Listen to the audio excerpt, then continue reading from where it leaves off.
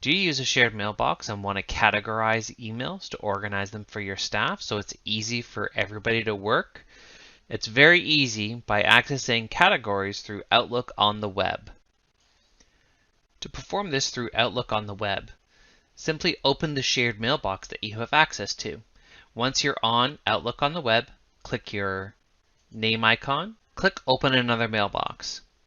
Type the address out that you want to have access to, and then click Open. This will open a new tab with you having access to the mailbox. Once here, right-click on any email.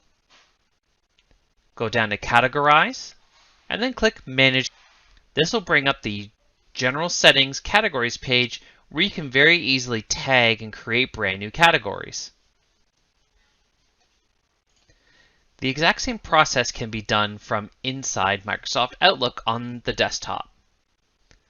Simply head over to the shared mailbox that you have access to and perform the exact same action. Right-click on any email in the Categories column this time and click All Categories, and then modify and change the categories as you see fit. Thank you.